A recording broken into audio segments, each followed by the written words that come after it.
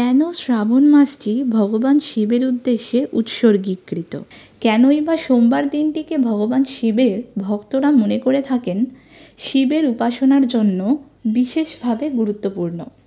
নমস্কার, আজকে আমি আপনাদের সঙ্গে শ্রাবণ মাসের মাহাত্ম্য নিয়ে কিছু কথা আলোচনা করব এই ভিডিওটির মাধ্যমে। শ্রাবণ মাসটি হলো হিন্দু পঞ্জিকার পঞ্চম মাস।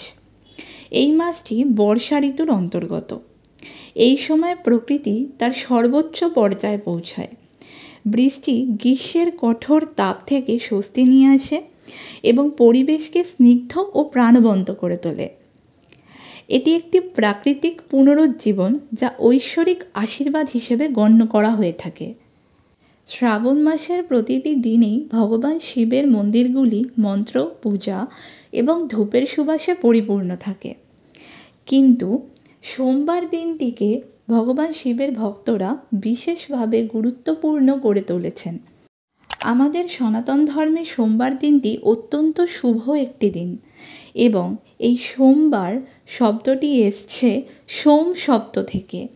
সোম শব্দের অর্থ হলো চাঁদ এবং আমরা প্রত্যেকেই জানি ভগবান শিবের সঙ্গে চাঁদের একটি ঘনিষ্ঠতা রয়েছে। ভগবান শিবের মাথায় সর্বদা অর্ধচন্দ্র চিত্রিত হয়, যার অর্থ হলো সময় এবং নিজের আবেগের ওপর নিয়ন্ত্রণের প্রতীক।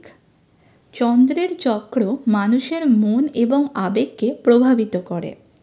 সোমবার দিনটি ভগবান শিবের উপাসনার মাধ্যমে ভক্তরা নিজেদের মন এবং আবেগকে নিয়ন্ত্রিত করার চেষ্টা করে থাকে। এবার জানব শ্রাবণ মাসটি কেন ভগবান শিবের উদ্দেশ্যে উৎসর্গীকৃত। দেবতারা ও অসুরেরা অমরত্বের নির্যাস বা অমৃতের জন্য সমুদ্র মন্থন করলে নানান ঐশ্বরিক বস্তুর সঙ্গে উদ্ভব হয় হলাহল বিষের, যা সমগ্র বিশ্বব্রহ্মাণ্ডকে ধ্বংস করে দিতে পারে। ভগবান শিব সমগ্র বিশ্বব্রহ্মাণ্ডকে রক্ষা করার জন্য এই বিষ ধারণ করেন তার কণ্ঠে।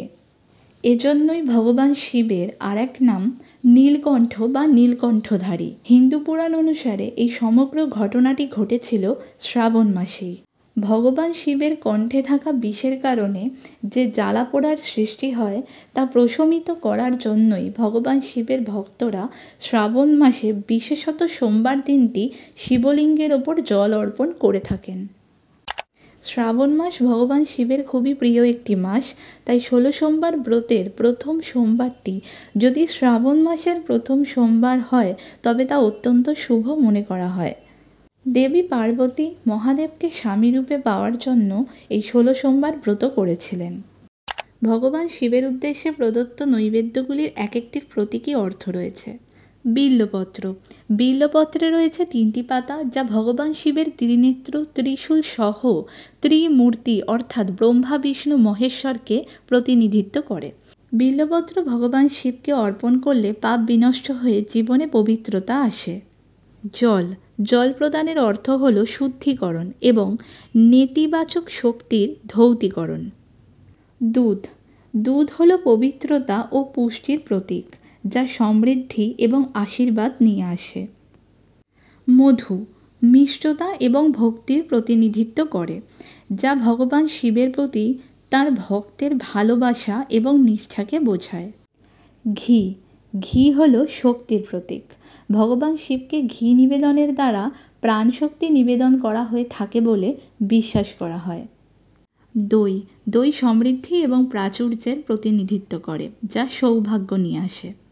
ভগবান শিবের উপবাসে 2টি মন্ত্র অত্যন্ত গুরুত্বপূর্ণ।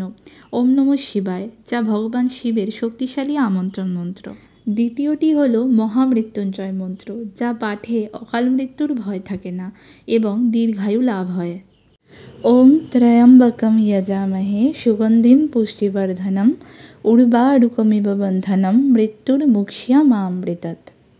আজকের ভিডিওটি এইটুকুই। সবাই খুব ভালো থাকবেন, সুস্থ থাকবেন। বড়দের জানাই প্রণাম, বন্ধুদের ও ছোটদের অসংখ্য ভালোবাসা। যদি ভিডিওটি ভালো লেগে থাকে তাহলে প্লিজ আমাদের চ্যানেলটি লাইক, শেয়ার আর সাবস্ক্রাইব করবেন। জয় শিব শম্ভু, হর হর মহাদেব।